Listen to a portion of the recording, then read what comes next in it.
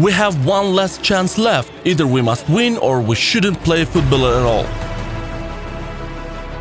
Come on! Today is the day that will remain in history. This is ours.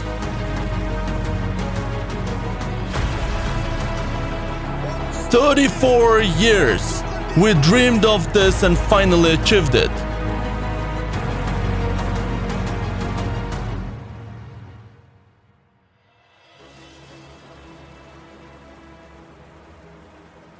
On October 1863, in foggy Albion, in the heart of London, there was no significant building standing here as there is today.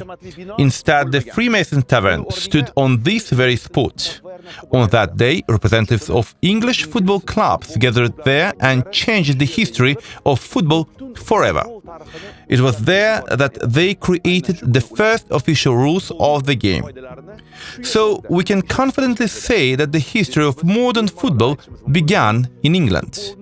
But then the question arises: where did the history of Uzbek football begin? The answer is surprisingly simple: in the city of Kokand. And right now we are traveling directly from London to Kokand.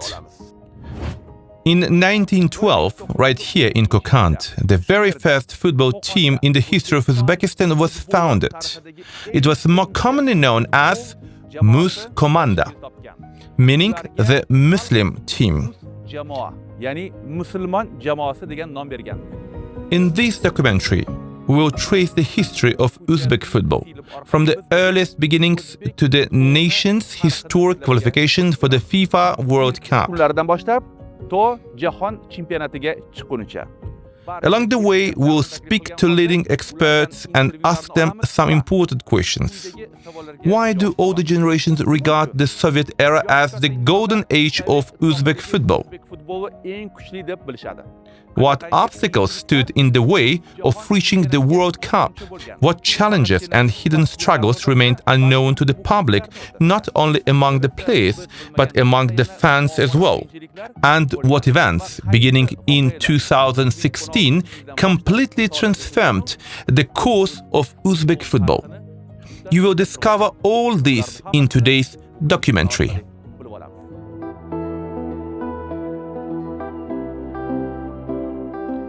Why is Kokand regarded as the birthplace of Uzbek football? At that time, our people actually learned the game from soldiers who came from Russia and settled here. After Hudayar Khan's palace was destroyed by Russia, a military garrison and training ground were established there. Russian officers and soldiers started playing football. Speaking broken Uzbek, they would say, "The English game is good, let's play it together."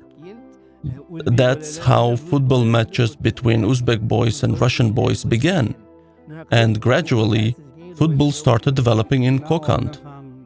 People probably played football before that as well, in Tashkent, in neighborhoods and on the streets, but I think Kokand had the first officially registered team. I think one reason Mus Komanda developed was that they first played among themselves and later often played against Russian soldiers. The first Uzbek football team was founded in 1912. Unofficially, people referred to it as Mus Komanda, the Muslim team. Officially, however, the team was known as Fergana II. So the question is, why not Fergana I? In 1912, two football teams were established in Kokand. At that time, Kokand was one of the central cities of the Fergana region. To avoid limiting the identity to Kokand, they named the society Fergana Football Society.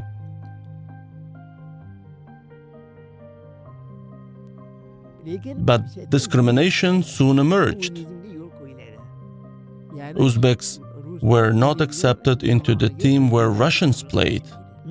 After appealing to wealthy patrons and reformist intellectuals, Uzbek boys eventually secured the creation of a separate team made up of Uzbek players.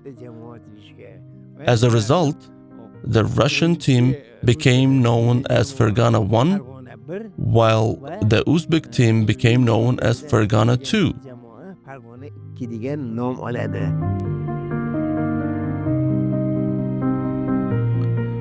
This is how Uzbek football was born. Children in Kokand played football in neighborhoods across the city. But how did this simple pastime become an organized sport? Many football teams were formed in Kokand. The Muslim team assigned one member to each neighborhood and instructed them to organize football there. As a result, 12 football teams appeared in the old city of Kokand. Progress always speaks for itself. There were no footballs. People would make a ball out of cloth and play with it. Then they realized real football was actually professional football. After the war period, football became much more meaningful for our people. Before that, football couldn't really develop. By the 1960s, with the emergence of Pele and other football stars and with World Cup matches being shown on television, football entered an evolutionary stage. Uzbek football followed the same path. For example, Pakhtakor was established in 1956 as the first major football team, but public interest had been growing gradually even before then. Everyone knows that Pakhtakor Stadium was built here in Tashkent in 1956. But before Pakhtakor was built, did a stadium known as Spartak once stand here in the old city? Absolutely correct. To our right, in the very center of Tashkent in Eski Juva, there used to be Spartak Stadium. It was completed in 1934. Before Pakhtakor, all central matches were held there. Later, Pakhtakor was built on the foundation of Spartak. Most Spartak players moved to Pakhtakor. In 1928, Uzbekistan's national team participated in the Spartakiat. They played against Sweden and won 8-4. In 1955, a Spartakiat was held in Tashkent among Central Asian republics and Kazakhstan. Uzbekistan's team took first place.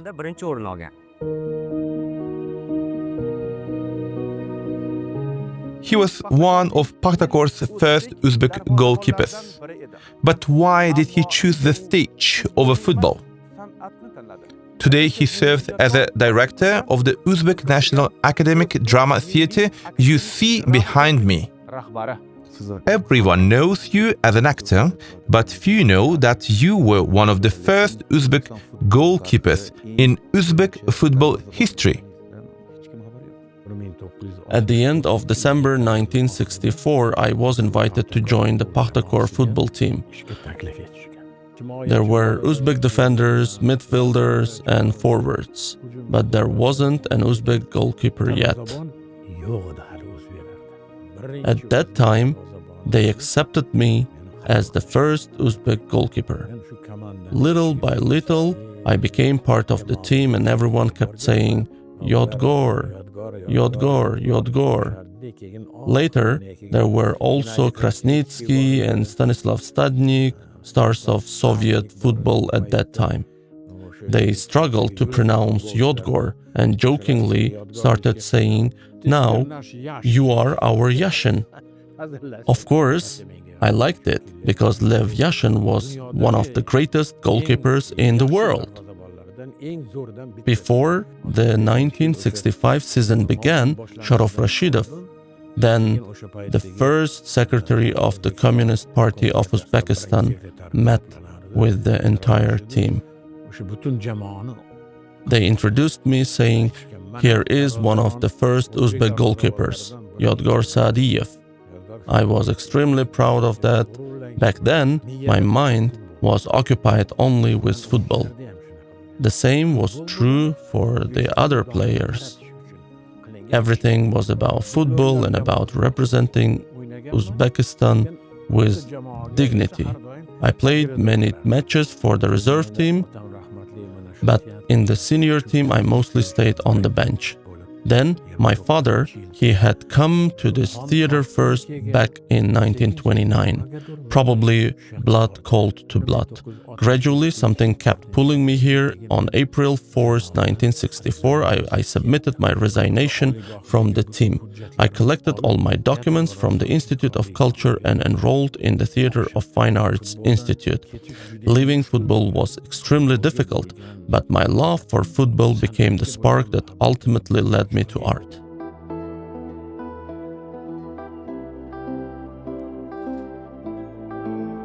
Many people believe the Soviet era was the golden age of Uzbek football.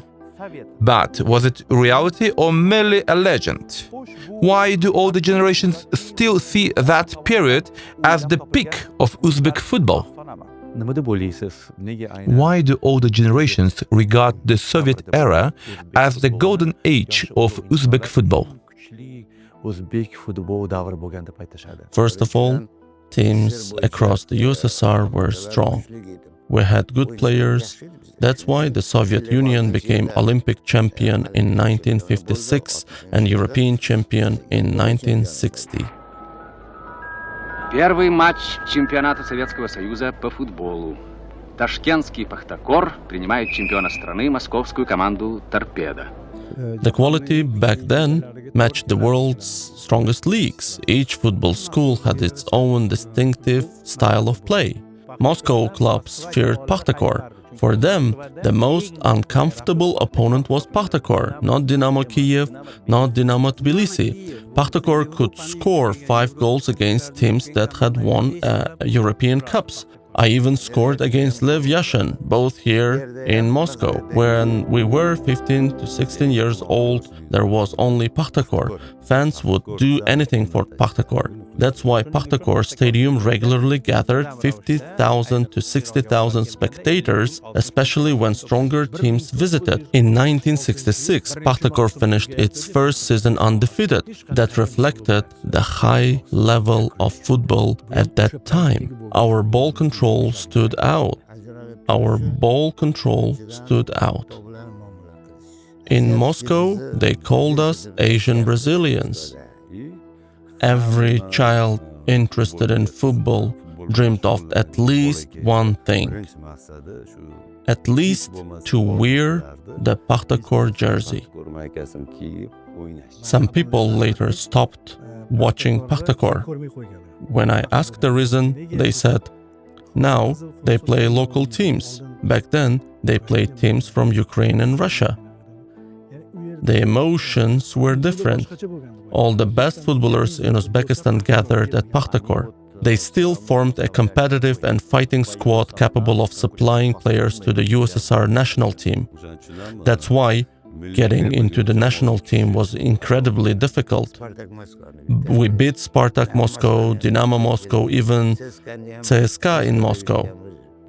Nostalgia is a powerful thing. Everyone remembers the football of their youth with special fondness. Every match felt like a World Cup final and the stars seemed larger than life. That is why older generations look back on those years with such nostalgia. I came across this historic picture in your family museum. Could you tell us about it? Our friends Anvar, Khodrjon, Dilshod, Zohut, and all-known Deputy Minister of Culture, Bahodir Majidovich Akhmedov, played on the same team. In 1986 World Cup in Mexico, Chambal chess, as I still remember, remains one of the most vivid memories. From that moment on, my love for football grew tremendously. Our school number 41, had 2 stadiums, one small and one large. Football was played every day. There were children's and youth championships. At that time, there was all-country leather ball, Kozhenny Мяч national tournament. We even represented Tashkent and traveled to championship. If I'm not mistaken, it was held in Sarosio, the city of Dushanbe, and I played as midfielder.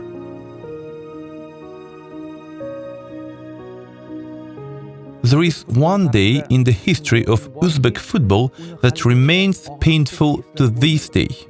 We are now at the Pakhtakor 79 Memorial Complex. This memorial honors the legends of Uzbek football.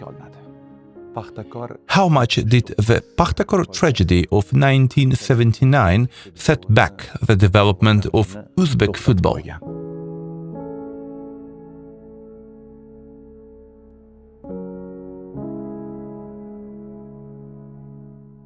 Not for the camera.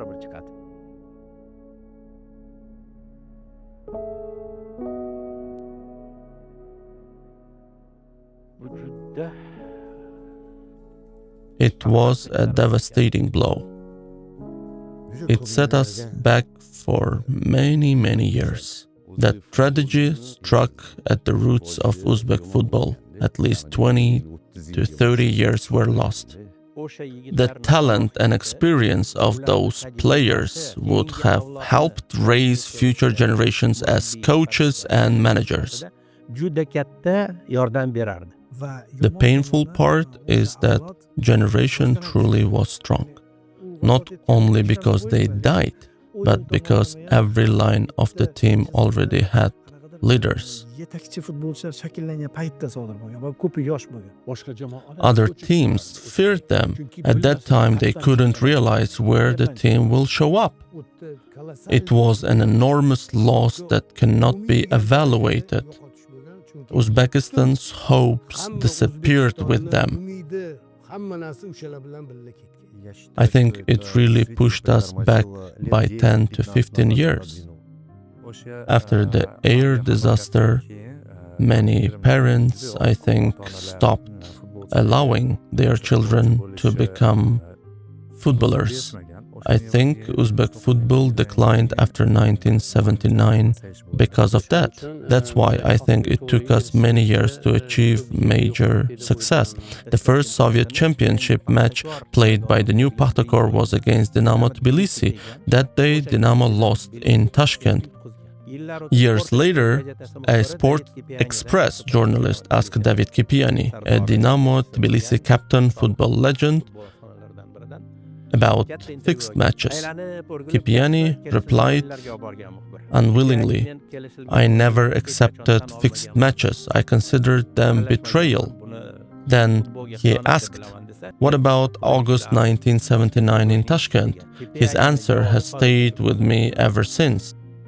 If you had known those boys and understood how much people loved them, you would never ask that question. We simply could not beat Pakhtakor in their honor. That speaks volumes about what Pakhtakor meant.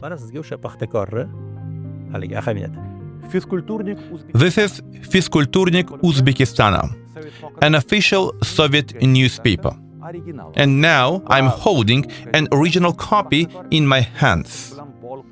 The tragedy was officially reported on 15 August 1979. Yet the crash occurred on 11th of August. Meanwhile, New York Cosmos had already sent its condolence on the very same day. So, why did the Soviet media wait 4 days? Some conspiracy theories suggest that the tragedy may not have been an accident at all. I don't think so. Deliberately crashing two airplanes into each other simply makes no sense. There were other ways to achieve that goal, easier ways. It's simply a strategy. I've heard theories online claiming political involvement by Ukrainian Dynamo Kyiv fan, the first secretary of the Communist Party who allegedly arranged the crash, but those are only assumptions. No, honestly, I don't believe that. There were many ordinary passengers on board besides Pakhtakor. No hidden force at that time could have orchestrated such a thing. Human beings can't be that cruel, I think. Maybe football in the USSR was growing rapidly at that time. I think it was more of a human factor issue. Most likely, air traffic controllers made mistakes. It was fate, a tragic coincidence. Why didn't our historic victory in Hiroshima have a lasting impact? What conditions was our national team playing under at the time? And perhaps most importantly, what kind of kit were the players wearing? Young people today wouldn't believe it. The national team went there with only one set of uniforms. Before the first match, there's usually a meeting to compare uniforms and equipment. White socks, white shorts, blue shirts. We played all 7 matches in the same shirts. If I remember correctly, in Hiroshima we stayed on the 19th or 20th floor. We washed the jerseys and hung them along the railings. We guarded them like an apple of our eye because we had no replacements. After matches, opponents would come and say, "Let's exchange shirts." We would say, "No, sorry, we don't exchange shirts," because if someone gave away his shirt, he wouldn't be able to play the next day. Could football really develop systematically under such conditions? Even the team's participation in the tournament was in doubt. No one truly believed that the football team would win a medal before the Asian Games. In addition, our country had only recently gained independence and there were many other sectors that required development. As a result, football was left among the lower priorities. Just happened that there was a special generation at that time. Those players, those coaches, everyone involved. If you look at history, every single player was truly a big name in his own right. The victory of 1994, it came at a time when representatives of the older football school, those who had played in the former Soviet system for Pakhtakor in those championships, 7 matches, 7 victories. Our total number of gold medals reached 13. The final was played before the closing ceremony of the Asian Games. Everyone watched it in that stadium. Uzbekistan versus China. Now imagine China had won 100 gold medals at those Asian Games. A week later, during the state visit of Uzbekistan's first president to China, the host reportedly said, "I would gladly exchange all 100 of our gold medals for your one football gold," because the whole world saw that victory. That success brought us joy and achievements, but in some ways it also worked against us. After that, expectations became different. Very quickly, extremely quickly, we came back down to earth. 2 years later, we felt the blow.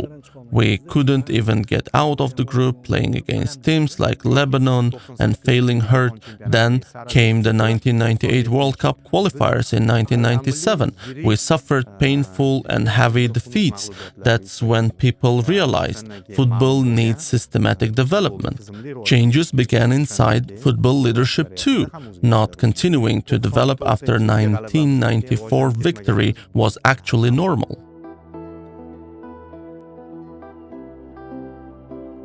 Between 2005 and 2016, Uzbekistan came within touching distance of the FIFA World Cup. At times, the difference was just 1 point, at others, a single goal. So what was holding Uzbek football back? I think there were mistakes along the way. Small mistakes. One cost us a point, another cost us a goal. Didn't they win the match 2-1? It's a pity. That's unfortunate. We were just behind the time a little bit. We were moving the right direction. Infrastructure was being created, but gradually people would gossip. Some would say matches were arranged. Who was the victory awarded to? Was it pre-arranged? People would say games were arranged beforehand. Those rumors existed. Before the 2006 World Cup in Germany, Uzbekistan faced Bahrain in a World Cup qualifier. The match had to be replayed. It finished 1-1 in Tashkent and draws there. The away goals rule existed. Bahrain advanced and played Trinidad and Tobago. We arrived in Bahrain in great spirit and believed we would win. After training the day before, we returned to the hotel. Unexpectedly, we were told we're going back to Tashkent. Why? That's when we learned the match in Tashkent had been annulled and would be replayed a week later. The replay against Bahrain, there was injustice, there was a refereeing error, and the decisions that followed worked against us. In January, at the Commonwealth Championships Cup in Moscow, when FIFA President Sepp Blatter visited, we spoke. One of our football federation officials later said that Blatter had apologized to Uzbekistan. If we had started the work we began 6 to 7 years ago, 20 or 30 years earlier, if football had been treated as one of the most important sectors, perhaps the results would have been different. Maybe now we wouldn't ask, how do we play against football giants? Instead, would we ask, how do we beat them? To be honest, there were corruption issues, there were match-fixing cases, there were unfair refereeing situations, there was interference in squad selection. Maybe because of our foundation wasn't strong enough, we still weren't ready to reach the World Cup then. From my own analysis, not everyone in the football system, fans included, truly wanted it enough. We should have played with more passion and determination ourselves, but it wasn't only bad luck. Stronger teams moved ahead of us. I can confidently say that generation had players worthy of playing at the World Cup. We had one last chance. Either we had to win or stop playing football. Sometimes attention went to the wrong places. Small details mattered. Also, today Asia has 8.5 World Cup spots. Back then, we always finished 5th or 6th. The teams we competed with had started their journey earlier. We weren't competing with Kuwait or Bahrain. We competed with South Korea, Japan, Iran, Saudi Arabia, countries that had built their systems over many years. From 2005 to 2016, basically one squad kept playing. There weren't enough young players replacing the older generation. Our older generation was incredibly strong. Odil Ahmedov, Server Jeparov, Aziz Haydarov, Timur Kapadze, Nestorov. That generation deserved to qualify for the World Cup. If there had been 8 qualification places back then, that team might have reached the World Cup. I personally played those matches. Something was always missing, but every cycle we built a good team. I wouldn't say we lacked strength, just something was always missing. It's hard to point to one reason. People worked hard, the squad was great, coaches were good, maybe we lacked luck, or maybe players made mistakes. In a team game like football, you need World Cup caliber players in every position. People ask if Uzbekistan is a football country with 37 to 38 million people, why not? Maybe we simply didn't have enough coaches capable of developing that talent. People think players alone decide everything, but there are many people behind the scene.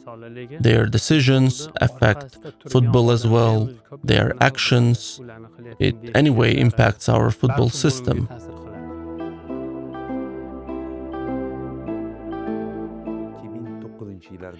Around 2009, world-class stars such as Rivaldo came to play in Uzbekistan.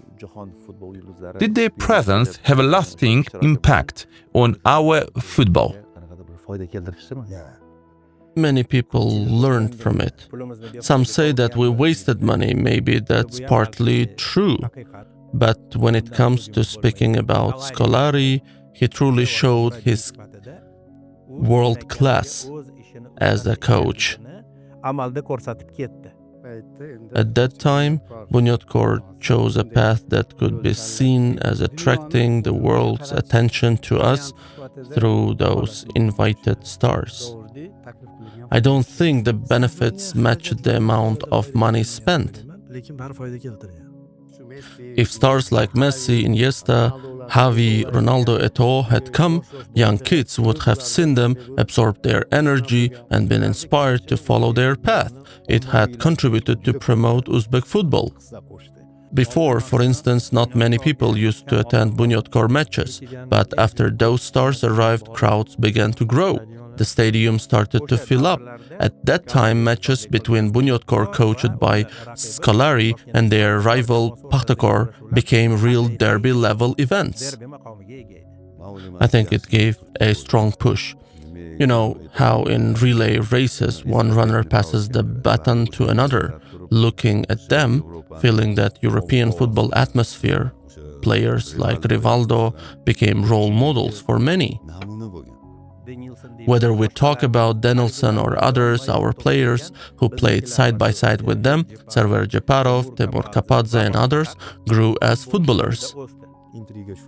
The rivalry became so intense that Pakhtakor fans started criticizing club legends who transferred to Bunyodkor. They put pressure on them, conflicts appeared on the field between former teammates and national team partners. People enjoyed drama, and all of this became part of the show. That's why during those years Server Jeparov won the award for Asia's best footballer twice. To bring Uzbek football to a new level, a new stage of development. And because of that, more people started recognizing us. Sport promotes a country. If people know you, that matters. Sport and culture. That period marked Uzbekistan's clubs entering professional football at a different level. From 2008 onward, development accelerated significantly and their contribution was major. Leaving aside the financial side, it was excellent PR. After decades of repeating the same mistakes, Uzbek football reached a turning point in 2016. So, what changed after 2016? What do you think? What exactly changed after 2016 that transformed Uzbek football? We started taking football much more seriously.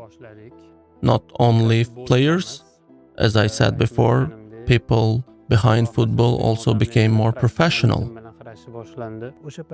Leadership at that time changed. The officials responsible for Uzbek football changed. That was the most important thing. One of the biggest achievements was bringing our international relationships to an entirely new level. I think the most correct move was eliminating corruption in football. That process was started at the national level.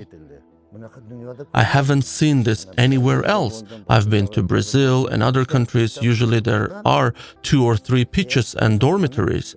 But here we have 7, 8, even 9 football fields.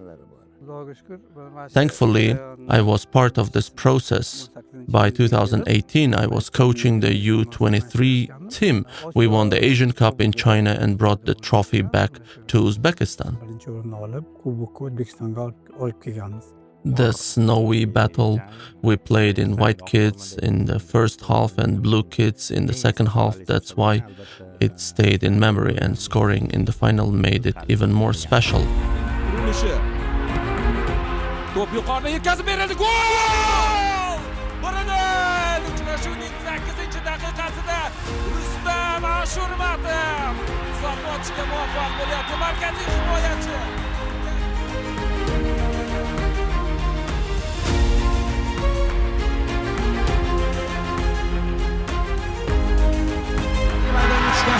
Urenda Qo'qon 1912da mavsum davomida qilmagan ishini qil mana shu mavsumda. Top jarmachiga yetkazib ber. Gol! Gol! Zedere!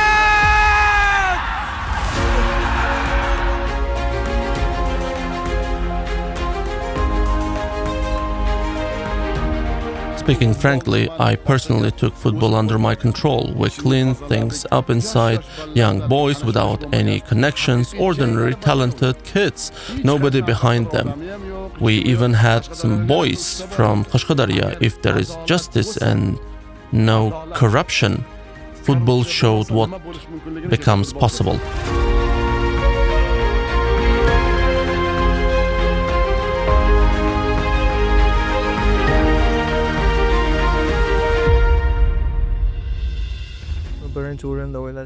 Attention to youth became much better. Previously, we had youth success as well. We performed well at the U17 World Cup, but almost none of those players consistently reached the national team. To prevent repeating that mistake, a step-by-step national team developed system was introduced.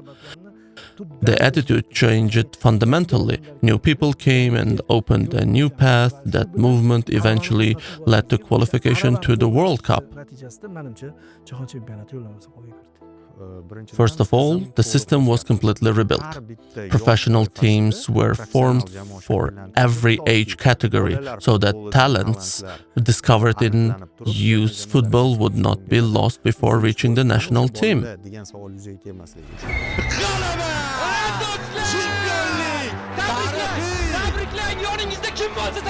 Qahramonlik bilan misli ko'rilmagan qahramonlik bilan O'zbekiston o'smirlar terma jamoasi g'alabaga erishyapti. O'ynasizlar, qanday tarix yozildi. Bu futbolchilar boshqacha futbolchilar. Osiyoda mana shunday g'alaba qozonishdi. 9 futbolchi bo'lib, bitta taym o'tkazishdi. 2 ta gol urishdi do'stlar. Bunaqasi umuman, masalan, necha yoshli futbol muxlisisiz sizga savol. Ko'rganmiz shunaqasini, ko'rgan bo'lsangiz yozing. O'zbekiston o'smirlar yoshlar terma jamoasi bilan bu yuz beryapti. Avvallari biz Before, if we reached the World Cup, we would celebrate wildly. If we made Asians top 4, that was enough.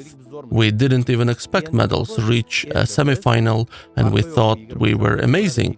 But now, whether U23, U20 or U17, now we expect Uzbekistan to reach finals. The most important thing is conditions. Athletes need proper conditions, especially coaches. Only then can players develop and reach higher levels. That definitely played its role. Shu narsalar baribir o'zini rolini o'ynadi deb bilaman. Many football bases were built. Infrastructure improved across regions. Football truly started receiving more attention. Back in our time, the national team didn't even have its own home. Now there is a center, dormitories, fields, facilities. Before we had to call people asking to borrow pitches and buses. Today everything exists and results are coming too.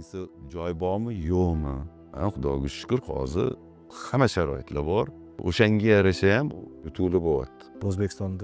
International tournaments are being held in Uzbekistan. Asian Championships, the Futsal World Cup. Next year, together with Kyrgyzstan, will host U20 World Cup. That's development too. Bu ham biz qilishimiz kerak bo'lgan ishlar.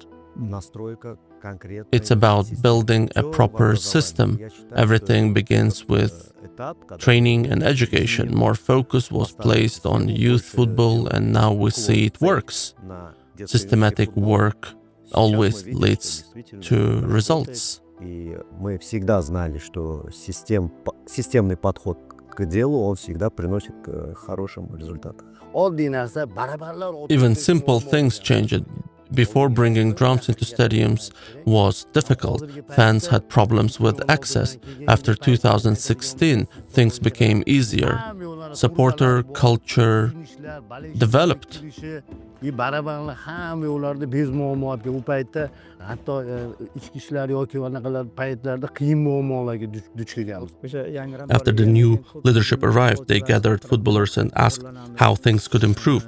We wanted foreign coaches and stronger academy development. Better academies mean more competition, because if the system works well, if you pay a better attention to youth club football, competition improves. Whenever we presented football development projects, the president supported initiatives and even added his own ideas himself, complemented and enhanced the development strategies. G'oyalarini berib, o'zlari ham buni to'ldirib, mana shunday dasturlarni qilib berdilar-da. In 2016, we corrected half of our mistakes. It took nearly another 10 years to fix the rest. That's when our players found new determination. O'sha xatolarni hammasini to'g'rilash uchun. Lekin yigitlarimizda shijoat paydo bo'ldi. Infrastructure improved. You can see it through younger teams. Different age groups started qualifying for Asian championships and regularly reaching World Cups. Gradually, it paid off. Muntazam qatnashishni boshladik, baribir bu sekin qanaqadir foydavor bo'lib keldi. One of our biggest weaknesses used to be fitness. Asian coaches said Uzbekistan played strongly for 70 minutes and then dropped sharply. Why? Physical preparation wasn't enough. Now that changed. We can keep tempo for 120 minutes, showing how the younger generation developed under a stronger system.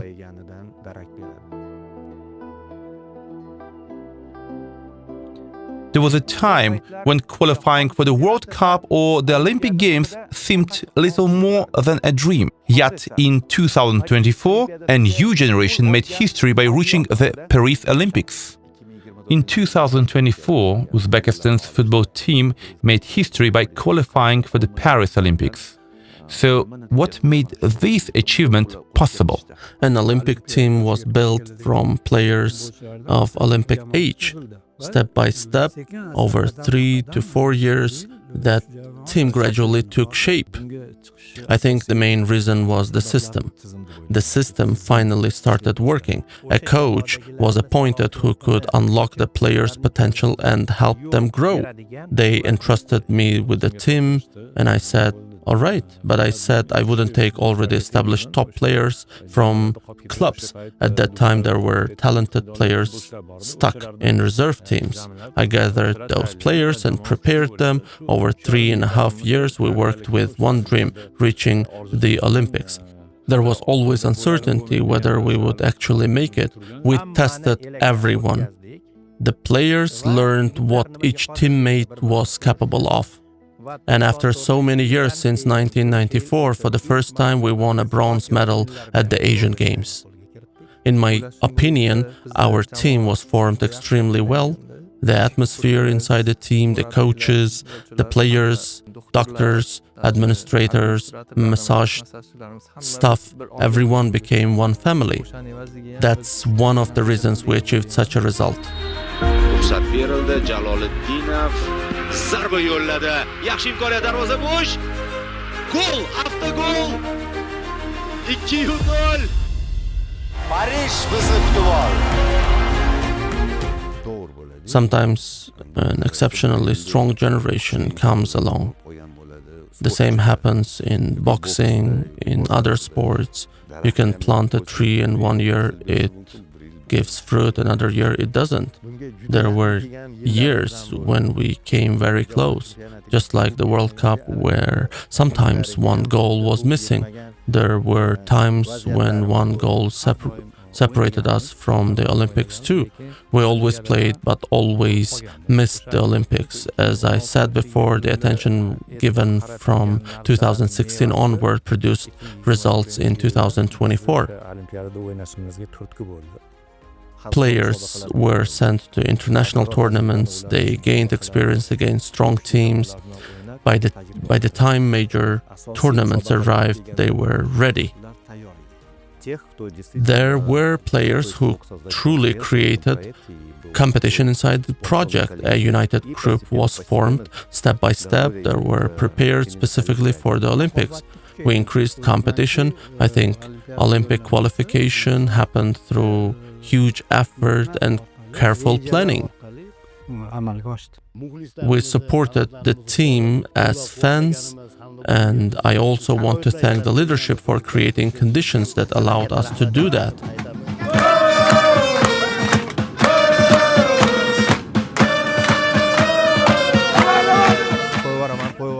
Abduqodir Husanov was brought from Lens. Uzbek Fayzullayev came from CSKA Moscow. After qualification, the players were finally allowed to go home. We reached the finals against Japan. At the end, we missed the penalty and lost painfully. Even the president later joked emotionally, "Couldn't you have given me the ball? I would have scored it." After missing that penalty, I couldn't sleep for 3 days. I kept thinking I should have taken it myself. Why should one ball decide everything? They showed great skill. I spoke to many of them and sent messages. Of course, we always want immediate championships, but for the first time our team qualified for the Olympics. That itself is a major achievement. Talent, attention, a good project is there. At that time the project worked because first we simply had to qualify. Timur Kapadze did tremendous work together with the team. He also matured as a coach. After qualification, I spoke with Timur at the airport. He said something memorable. "Brother, for the first time in many years, I finally got a good night's sleep after we secured our place at the Olympics."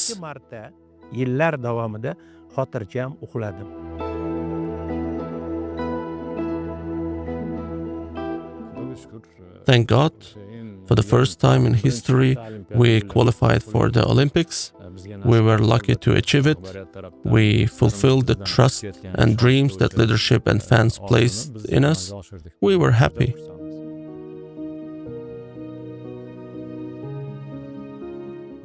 When you heard that Uzbekistan had qualified for the FIFA World Cup, what was your first reaction?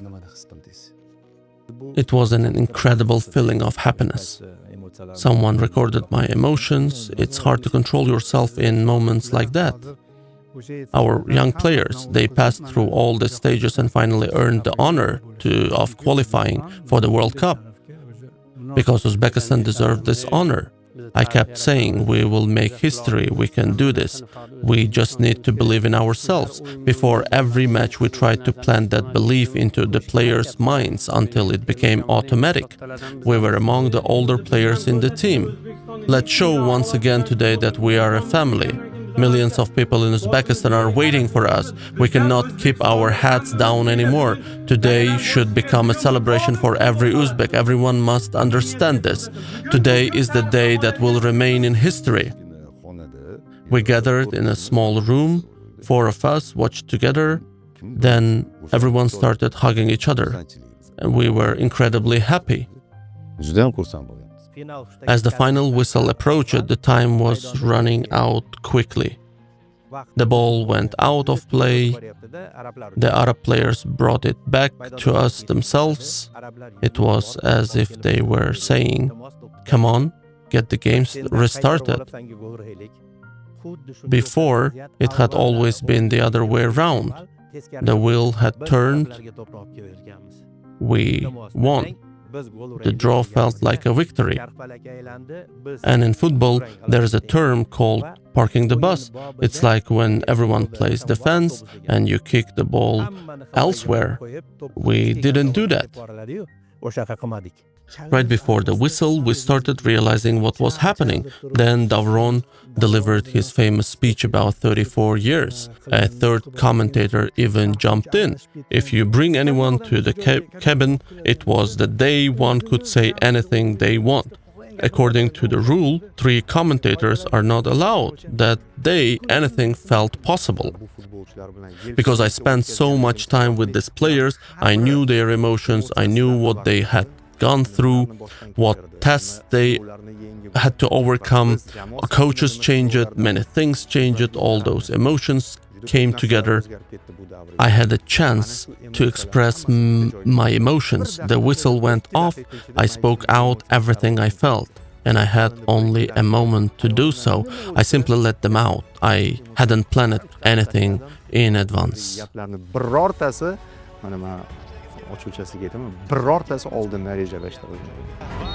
And is that the whistle? We are at the World Cup. We are at the World Cup. Congratulations, friends. We reached our dream. 34 years we dreamed and finally achieved it. Through work, through patience, Congratulations to all of Uzbekistan. This victory belongs to all of us. Every viewer standing in front of the screen. This is your victory. Uzbekistan proved it. At that moment, many colleagues who had dreamed of this came to my mind. Late Akhbar Imamxo'jayev, Davlatbek Turdaliyev, and others, because we had talked about this hundreds of times. Our dream was always Uzbekistan to reach the World Cup. Wherever we went, fans always asked us, "You're inside football, tell us when we will reach finally the World Cup." For Uzbekistan, certainly it felt like something inside me straightened up. Now we are among those countries. We feel pride, excitement. We even feel like crying from happiness. I was truly happy for our national team. When I participated in World Cups as a referee, I always dreamed of seeing Uzbekistan's national team there. Like every ordinary citizen among our 38 million people, I lived with that dream. Jahon chempionati milliy terma jamoamizni ko'rishi orzusi bilan yashaganman. I was overwhelmed with emotions. I was supposed to take pictures, capture every moment, but I couldn't think. I just kept counting the added minutes and thinking, please let it end. I didn't even take a proper photo. When the whistle blew, I ran onto the pitch. Making one person happy is already meaningful, but making an entire country happy as part of our football team, I was incredibly proud. That day, I felt exactly like someone who had personally won. You can't sleep afterward, you try to sleep but you can't, because this was years of waiting, years of pain, years of unfulfilled dreams. There was a joke once by famous Hojiboy Tojiboyev, if only we could reach the World Cup and go and eat the ice cream at least. Now, God willing, that dream actually became real. You can't explain this with words, only a person who experienced it understands. This belongs to all Uzbekistan football fans. God willing, may we present ourselves proudly at the World Cup too. Some skeptics argue that Uzbekistan reached the World Cup only because FIFA expanded the tournament. How true is that? But which place did Uzbekistan qualify from in Asia? We didn't qualify as 7th or 8th, not because there were 8.5 places. Previously, yes, maybe if there had been 8 places, we would have qualified earlier, but we are not that old Uzbekistan anymore. People will always gossip. Let's go back to 2005. One single moment changed everything. Now, the right time came. But this must continue, and the wheel always turns. Reaching the World Cup isn't enough. We must stay there. That doesn't depend on one player. It's, of course, collective.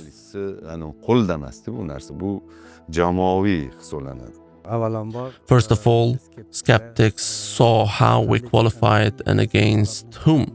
We qualified confidently because our belief in ourselves, saying it happened only because it expanded spots, is wrong. Even with expanded spots, we still could have failed. Our first qualification campaign was for France 1998, which itself expanded from 24 to 32 teams. That didn't help Uzbekistan then. Being part of an expanded tournament still requires earning your spot.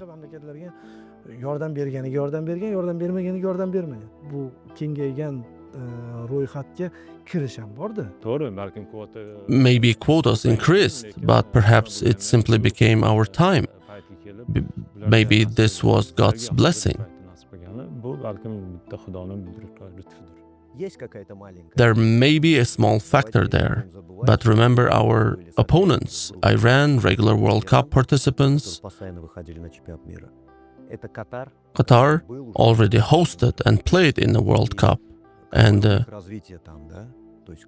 they have the development, they have developed system, and United Arab Emirates that are also strong. We had worthy opponents and still made it through. This belongs to everyone. But we qualified directly. We didn't finish behind and then win extra playoff matches.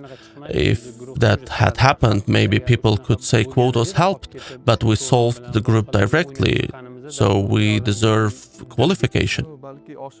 Even without expansion, maybe we still would have qualified, because our team became stronger overall. We were already a World Cup level team. Even under the old 4-team system, we had enough quality. Quota expansion has nothing to do with the team. Men o'ylashim bo'yicha hozirgi terma jamoa kvotani hech qanaqa aloqasi yo'q. The road to the World Cup was far from easy. There were obstacles at every turn, and particularly ahead of the decisive match in the United Arab Emirates. We know very well how fans were left in tears, and you were there. So just one question: what exactly happened that time? Everyone did everything for Uzbekistan to win. Well, all the problems started at the airport. Our passports were collected. About 150 fans arrived, and we realized passports disappear, and all of us were delayed. The police would arrest someone who would complain, and then we can see 30 supporters couldn't leave. Well, we also witnessed the buses deliberately took longer routes. And when we reached the stadium, many Uzbek fans still couldn't enter. Police is everywhere. Whenever you complain, they would arrest you and put you in the bus. So I tried to calm them down. About 40 of our fans stayed outside, and I stayed with them. And we waited patiently. About 80 fans entered the stadium, and the final whistle came, the draw. I simply cried because this was Uzbekistan. All difficulties disappeared, and in the end, after all, the United Arab Emirates themselves didn't qualify. I was simply happy we qualified. Congratulations to all, we did it, we qualified. This chant has never been heard before. You are hearing it first exclusively on our channel. Uzbekistan, may you long live, may our souls be given to you. We will never change our love for you, for anything in this world. La la la la. New Uzbekistan is the best. World Cup, World Cup, World Cup.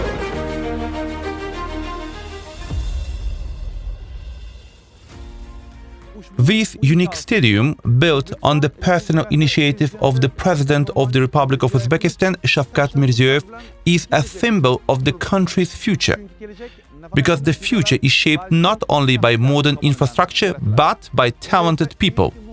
And the main question now is, how do we sustain and build on this success?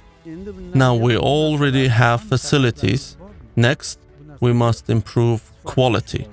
Especially people and specialists. Qualifying for the World Cup doesn't mean we reached our destination. We are only at the beginning. Next time, the national team should qualify without making everyone nervous. Play boldly and beat anyone. Children start football at 6 or 7. Football should remain number 1 even when they become 30, at 20, 25, any age.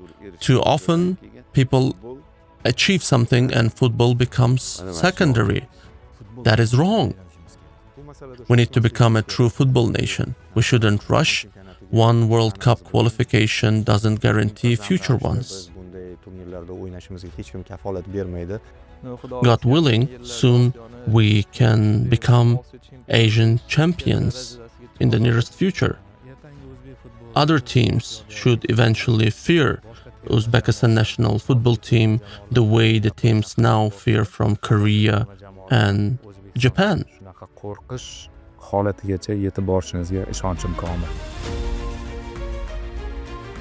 How important will foreign languages be in shaping the next generation of Uzbek football stars? Parents play a huge role. Parents shouldn't ask, why do you need this? They should encourage languages. Football academies now teach English. The idea is that when players become legionnaires abroad, they are ready. All the conditions are there. The English instructors are also here. So we instructed to teach English and history separately. Today, Uzbekistan is witnessing the construction of more and more modern football academies across the country. But when it comes to developing the next generation of footballers, what matters more, natural talent or the system that helps nurture it?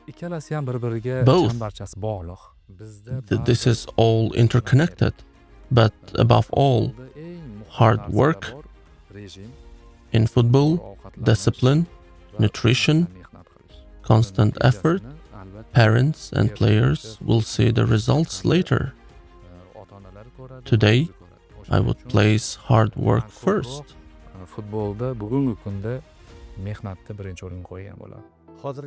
What do young Uzbek footballers lack today?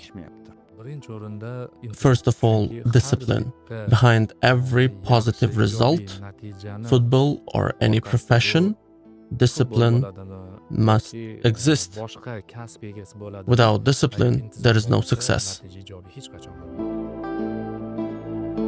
It is a very interesting fact that the first FIFA World Cup was held in Uruguay in 1930. Nearly a century later, Uzbekistan will finally take its place on football's biggest stage. And today, this dream even has its own anthem. And now, the song will be performed by a very famous Uzbek singer, Anvar Jurayev, a member of the legendary group Sahar. Eyes are reverted on you, not like yesterday. Don't be distracted from your high goal. Today everything is different. Hello World Cup. Hello, hey world. Uzbekistan enters the field. Uzbekistan.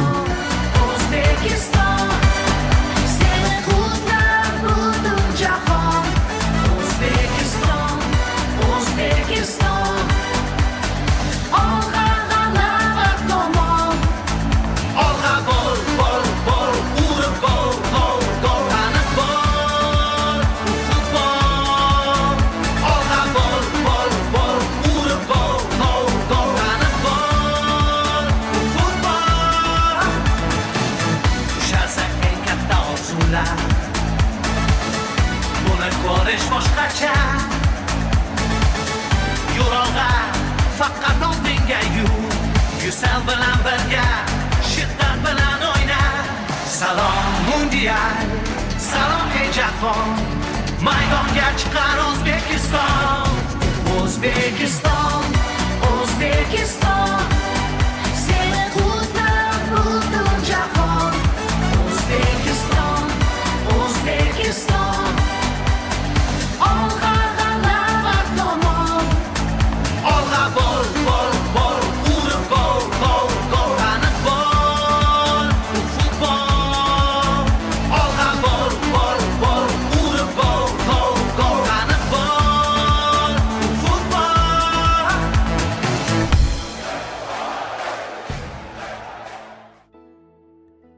If someone were to ask me, what is Uzbek football? And I had to answer in just one word, my answer would be unity. If I had to answer in a single sentence, Uzbek football is not the fulfillment of a dream, It is the reward for generations who never stopped believing. But that is only my answer. So I asked the same question to the people who helped shape the history of Uzbek football. For you, Uzbek football is my lifestyle, my life, my pain, a fan's second heart, the honor and the pride of our homeland, love, patience, belief, and passion, art, the result of bitter experience, my life. I can see this is a way of life, way of lessons learned, defense direction. It's the song of Uzbekistan for me. My life, history, family, a dream, love for the homeland and pride. It's life, achievements, the biggest happiness, policy, pride, patience, dream and responsibility, life, sensation. His Excellency President Shavkat Mirziyoyev is here to see our team off on this historic journey. Bunyodkor Stadium is full. Thousands of supporters have gathered to wish Uzbekistan good luck before its first ever FIFA World Cup. What awaits Uzbekistan on football's greatest stage? Victory or defeat? No one can know. But one thing is certain. For the first time in our history, Uzbekistan has reached the FIFA World Cup. And that means the story of Uzbek football, which began many decades ago and continued through generations of hope, sacrifice and perseverance, does not end here. And the story of Uzbek football is only just beginning. Thank you for watching. I hope you enjoyed this documentary. Good luck, Team Uzbekistan, and see you at the World Cup!